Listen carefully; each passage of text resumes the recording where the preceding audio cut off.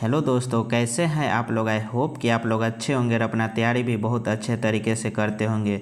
तो आज हम इस वीडियो में हिंदी क्लास 10th चैप्टर 2 विष के दांत के 40 VBA ऑब्जेक्टिव क्वेश्चन को कवर करेंगे।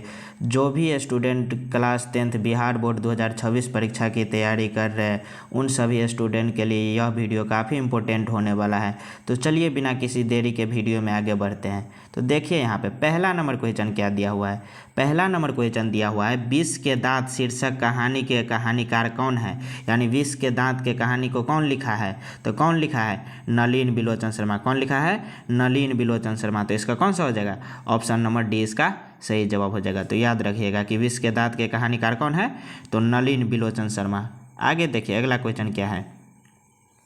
अगला क्वेश्चन दिया हुआ है गिरधर लाल कौन है। तो गिरधर लाल कौन है, तो गिरधर लाल मदन के पिता है। कौन है, गिरधर लाल मदन के पिता। तो कौन सा हो जाएगा इसका, ऑप्शन नंबर बी इसका सही जवाब हो जाएगा। तो याद रखिएगा आप लोग। आगे देखिए अगला क्वेश्चन क्या दिया हुआ है। अगला क्वेश्चन दिया हुआ है मदन ने कासू के कितने दांत तोड़ डाले।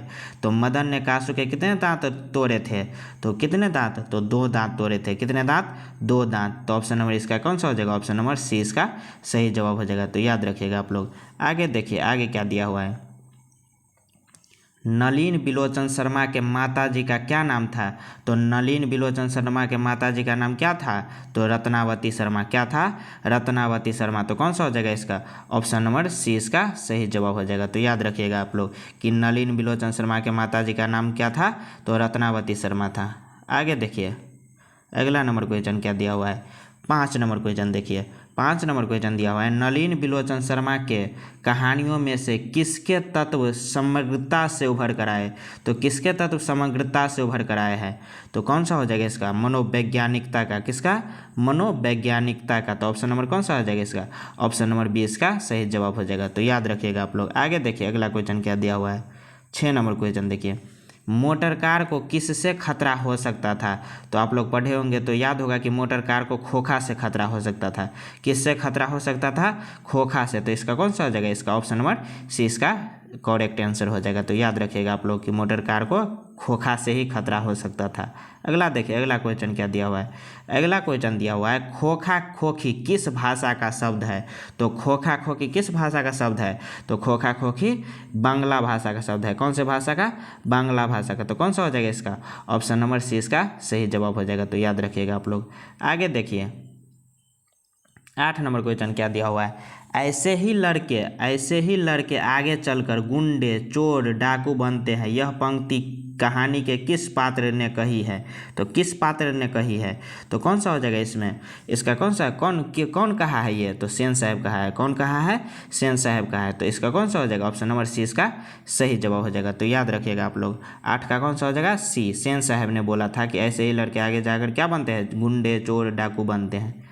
आगे देखिए आगे दिया हुआ है 9 नंबर क्वेश्चन खोखा खोखी का अर्थ क्या है। तो खोखा खोखी का अर्थ आप लोग जानते हैं कि बच्चा बच्ची है। क्या है, बच्चा बच्ची। तो इसका कौन सा हो जाएगा, ए नंबर ऑप्शन हो जाएगा। कौन सा हो जाएगा, ए नंबर सही जवाब हो जाएगा। तो याद रखिएगा आप लोग। आगे देखिए खोखा का क्या नाम है। तो आप लोग पढ़े होंगे तो याद होगा कि खोखा का नाम क्या है, खोखा का नाम कासू है। क्या है, खोखा का नाम कासू है। तो 10 का कौन सा हो जाएगा, ऑप्शन नंबर सी इसका सही जवाब हो जाएगा। तो याद रखिएगा आप लोग। आगे देखिए अगला नंबर क्वेश्चन क्या दिया हुआ है विष के दांत कैसी कहानी है। तो विष के दांत कैसी कहानी है, मनोवैज्ञानिक कहानी है। कैसी कहानी है, मनोवैज्ञानिक कहानी है। तो इसका कौन सा हो जाएगा, ऑप्शन नंबर डी इसका सही जवाब हो जाएगा। तो याद रखिएगा आप लोग। आगे देखिए अगला क्या दिया हुआ है। अगला क्वेश्चन 12 नंबर क्वेश्चन सेन साहब अपने पुत्र को क्या बनाना चाहते थे। तो सेन साहब अपने पुत्र को इंजीनियर बनाना चाहते थे। क्या बनाना चाहते थे, इंजीनियर बनाना चाहते थे। तो इसका कौन सा हो जाएगा, ऑप्शन नंबर ए इसका सही जवाब हो जाएगा। तो याद रखिएगा आप लोग कि सेन साहब अपने पुत्र को इंजीनियर बनाना चाहते थे। अगला देखिए अगला क्या दिया हुआ है। अगला 13 नंबर क्वेश्चन देखिए मदन अक्सर किसके हाथों से पीटता था।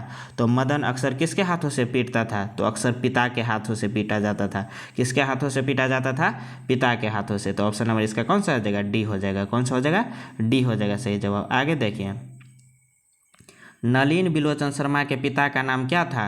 तो नलिन बिलोचन शर्मा के पिता का नाम पंडित रामावतार शर्मा था। क्या था, रामावतार शर्मा। तो ऑप्शन इसका कौन सा हो जाएगा, ऑप्शन ए इसका सही जवाब हो जाएगा। तो याद रखिएगा आप लोग कि नलिन बिलोचन शर्मा जी के पिता का नाम क्या थे, तो पंडित रामावतार शर्मा। आगे देखिए अगला क्वेश्चन देखिए, सेन साहब ने किसे खूब फटकार लगाई। तो सेन साहब ने किसे खूब फटकार लगाई, तो गिरधर लाल को खूब फटकार लगाई। किसको लगाई थी, गिरधर लाल को। तो इसका कौन सा हो जाएगा, ऑप्शन नंबर ए इसका सही जवाब हो जाएगा। तो याद रखिएगा आप लोग। आगे देखिए, विष के दांत कहानी किस वर्ग के अंतर विरोधियों को उजागर करती है। तो विष के दांत कहानी किस वर्ग के अंतर विरोधियों को उजागर करती है, तो मध्यम वर्ग को। किस वर्ग को, मध्यम वर्ग को। तो 16 का कौन सा हो जाएगा, ऑप्शन नंबर सी इसका सही जवाब हो जाएगा। याद रखिएगा आप लोग, बहुत भी क्वेश्चन है ये, तो ये आप लोग याद रख सकते हैं। आगे देखिए आगे क्या दिया हुआ है, अगला क्वेश्चन देखिए, कासु मदन के साथ किस खेल में शरीक होना चाहता था। तो कासु मदन के साथ पढ़े होंगे तो याद होगा कि लट्टू के खेल में शरीक होना चाहता था। किस खेल में, तो लट्टू के खेल में। तो इसका कौन सा हो जाएगा, ऑप्शन नंबर 17 का डी सही जवाब हो जाएगा। कौन सा हो जाएगा, डी सही जवाब हो जाएगा। तो याद रखिएगा आप लोग। आगे देखिए, सेन साहब किसके व्यंग से ऐंठकर रह गए। सेन साहब किसके व्यंग से ऐंठकर रह गए, यानी किसके व्यंग से। तो इसका कौन सा हो जाएगा, पत्रकार महोदय के व्यंग से। किसके व्यंग से, पत्रकार महोदय के व्यंग से। तो इसका कौन सा हो जाएगा, ए इसका सही जवाब हो जाएगा।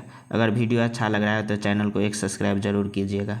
आगे देखिए अगला क्वेश्चन क्या दिया हुआ है, मदन की उम्र क्या थी। तो मदन की उम्र क्या थी, 5 से 6 साल। क्या थी, 5 से 6 साल। तो इसका कौन सा हो जाएगा, 19 का ऑप्शन नंबर ए इसका सही जवाब हो जाएगा। अगला देखिए अगला क्या दिया हुआ है, मदन किसका पुत्र था। तो मदन किसका पुत्र था, तो मदन गिरधर का पुत्र था। किसका पुत्र था, गिरधर का। तो ऑप्शन इसका कौन सा हो जाएगा, ऑप्शन बी इसका सही जवाब हो जाएगा। आगे देखिए अगला क्वेश्चन देखिए, नलिन बिलोचन शर्मा पटना विश्वविद्यालय के हिंदी विभाग के अध्यक्ष कब बने। तो कब बने थे हिंदी विभाग के अध्यक्ष, तो 1959 ईस्वी में। कब बने थे, 1959 ईस्वी में। तो इसका कौन सा हो जाएगा, ऑप्शन नंबर डी इसका सही जवाब हो जाएगा। तो याद रखिएगा आप लोग कि 1959 ईस्वी में नलिन बिलोचन शर्मा पटना विश्वविद्यालय के हिंदी के अध्यक्ष बने थे। आगे देखिए अगला क्वेश्चन क्या है, नलिन बिलोचन शर्मा का जन्म कब हुआ। तो नलिन बिलोचन शर्मा का जन्म कब हुआ था, तो इसका जन्म कब हुआ था, 18 फरवरी 1916 को हुआ था। कब हुआ था, 18 फरवरी 1916 को हुआ था। तो ऑप्शन नंबर कौन सा हो जाएगा, ऑप्शन नंबर इसका बी हो जाएगा सही जवाब। तो याद रखिएगा 22 का कौन सा हो जाएगा, बी हो जाएगा। आगे देखिए आगे, नलिन बिलोचन शर्मा की मृत्यु कब हुई। तो नलिन बिलोचन शर्मा की मृत्यु 12 सितंबर 1961 ईस्वी को हुई। कब हुई, 12 सितंबर 1961 ईस्वी को।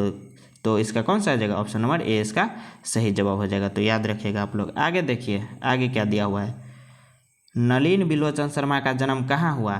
तो नलिन बिलोचन शर्मा का बद्दरघाट पटना में हुआ। बद्दरघाट पटना में हुआ था। तो ऑप्शन नंबर कौन सा आ जाएगा, ऑप्शन नंबर सी इसका सही जवाब हो जाएगा। आगे देखिए, दृष्टिकोण किस किस रचना है। तो दृष्टिकोण नलिन बिलोचन शर्मा की रचना है। किसकी रचना है, नलिन बिलोचन शर्मा की। तो कौन सा हो जाएगा इसका, ऑप्शन नंबर बी इसका सही जवाब हो जाएगा। तो याद रखिएगा आप लोग। आगे देखिए आगे क्या दिया हुआ है, लड़कियां क्या है, कठपुतलियां है, किसे इस बात पर गर्व है। तो किससे इस बात पर गर्व है, तो इससे माता पिता को इस बात पे गर्व है। किसको गर्व है इस बात पे, माता पिता को। तो इसका कौन सा आ जाएगा, ऑप्शन नंबर डी हो जाएगा। याद रखिएगा आप लोग, भी बहुत भी है क्वेश्चन है। आगे देखिए 26 का कौन सा हो जाएगा, डी हो जाएगा सही जवाब। आगे देखिए, कौओं की जमात में शामिल होने के लिए कौन ललक गया। तो कौओं की जमात में शामिल होने के लिए हंस ललक गया। कौन ललक गया, हंस ललक गया। आप लोग पढ़े होंगे तो याद होगा कि कौए की जमात के लिए कौन ललक गया, हंस ललक गया। तो ऑप्शन नंबर बी इसका सही जवाब हो जाएगा। आगे देखिए आगे क्या दिया हुआ है, आगे दिया हुआ है, किसके अनुसार सेनों ने सिद्धांतों को भी बदल दिया। तो किसके अनुसार सेनों ने सिद्धांतों को बदल दिया, तो खोखा के अनुसार। किसके अनुसार, खोखा के अनुसार। तो कौन सा हो जाएगा इसका, ऑप्शन नंबर बी इसका सही जवाब हो जाएगा। खोखा के अनुसार सेनों ने सिद्धांतों को भी बदल दिया था। आगे देखिए, सेन साहब की कितनी लड़कियां थी। तो सेन साहब की कितनी लड़कियां थी, तो सेन साहब की 5 लड़कियां थी। कितनी लड़कियां थी, 5 लड़कियां। तो इसके हिसाब से इसका ऑप्शन कौन सा हो जाएगा, सी हो जाएगा। कौन सा हो जाएगा, सी इसका सही जवाब हो जाएगा। सेन साहब की 5 लड़कियां थी। आगे देखिए आगे क्या है, सोफर शब्द का अर्थ क्या है। तो सोफर शब्द का अर्थ ड्राइवर है। क्या है, ड्राइवर है। तो ऑप्शन नंबर इसका कौन सा हो जाएगा, डी हो जाएगा सही जवाब हो जाएगा। तो याद रखिएगा कि सोफर का अर्थ क्या है, ड्राइवर है। अगला देखिए अगला क्या दिया हुआ है, नलिन बिलोचन शर्मा जन्मतः कौन से भाषी थे? तो नलिन बिलोचन शर्मा जन्म से कौन से भाषी थे? पटना के भाषी थे। कौन से किसके भाषी थे? पटना के, क्योंकि इसका जन्म कहाँ हुआ था? पटना में हुआ था, बद्रघाट में। कहाँ पे? बद्रघाट, पटना में। तो ये कौन से भाषी हो गए? पटना। तो इसका कौन सा हो जाएगा? ऑप्शन नंबर डी इसका सही जवाब हो जाएगा। आगे देखिए, नलिन बिलोचन शर्मा किस शैली के आलोचक थे? तो नलिन बिलोचन शर्मा आधुनिक शैली के आलोचक थे। किस शैली के आलोचक थे? आधुनिक शैली के। तो इसका कौन सा हो जाएगा? ऑप्शन नंबर बी इसका सही जवाब हो जाएगा। तो याद रखिएगा आप लोग। आगे देखिए, आगे क्या दिया हुआ है? 33 नंबर क्वेश्चन, आलोचकों के अनुसार प्रयोगवाद का वास्तविक प्रारंभ किनकी कविताओं से हुआ है? यानी आलोचकों के अनुसार प्रयोगवाद का वास्तविक प्रारंभ किनकी कविताओं से हुआ है? तो नलिन बिलोचन शर्मा के कविताओं से। किनकी कविताओं से? नलिन बिलोचन शर्मा के कविताओं से हुआ है। तो इसका कौन सा हो जाएगा? ऑप्शन नंबर इसका डी इसका सही जवाब हो जाएगा। तो याद रखिएगा आप लोग। आगे देखिए, आगे क्या दिया हुआ है? सेन साहब की मोटर कार थी। सेन साहब की मोटर कार कैसी थी? स्ट्रीमल इंड थी। कैसी थी? स्ट्रीमल इंड थी। तो इसका कौन सा हो जाएगा? ऑप्शन नंबर ए इसका सही जवाब हो जाएगा। याद रखिएगा आप लोग। और इसका कौन सा हो जाएगा? ऑप्शन नंबर ए इसका सही जवाब हो जाएगा। आगे देखिए, आगे क्या दिया हुआ है? सेन साहब की नई मोटर कार किस रंग की थी? तो सेन साहब की नई मोटर कार किस रंग की थी? काली रंग की थी। किस रंग की थी? काली रंग की थी। आप लोग पढ़े होंगे तो मोटर कार का रंग कैसा था? काला था। तो ऑप्शन नंबर इसका कौन सा हो जाएगा? डी हो जाएगा इसका सही जवाब। आगे देखिए,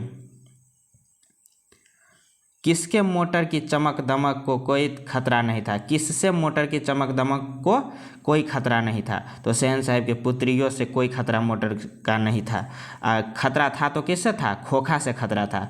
और इसके पुत्रियों से कोई खतरा नहीं था। तो इसका कौन सा हो जाएगा? ऑप्शन नंबर डी इसका सही जवाब हो जाएगा। तो याद रखिएगा कि सेन साहब की चमक मोटर को, सेन चमक दमक को उसके पुत्रियों से कोई खतरा नहीं था। तो इसका कौन सा हो जाएगा? ऑप्शन नंबर डी इसका सही जवाब हो जाएगा। आगे देखिए, सेन साहब के पुत्रियों में से एक थी। एक का नाम क्या था? आरती था। सेन साहब के पुत्री में एक कौन थी? आरती थी। तो इसका कौन सा हो जाएगा? ऑप्शन नंबर ए इसका 5 में से एक का नाम क्या था? आरती था। तो इसका कौन सा हो जाएगा? ऑप्शन नंबर ए इसका सही जवाब हो जाएगा। तो आगे देखिए, आगे क्या दिया हुआ है?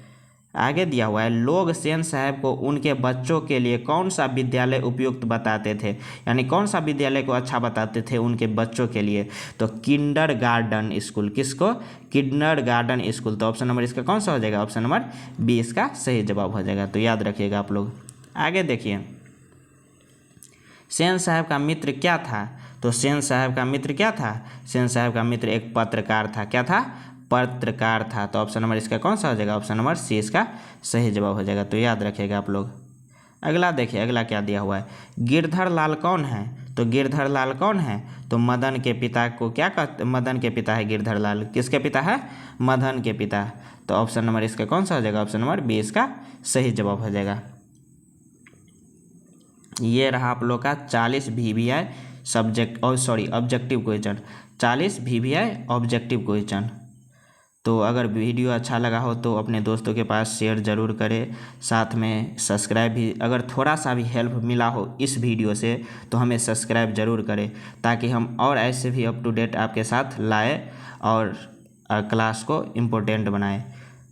अगर इस वीडियो का PDF चाहिए आप लोगों को तो हमारे टेलीग्राम चैनल मैट्रिक हब पे ज्वाइन हो सकते हैं। वहाँ से आपको इस वीडियो का PDF मिल जाएगा।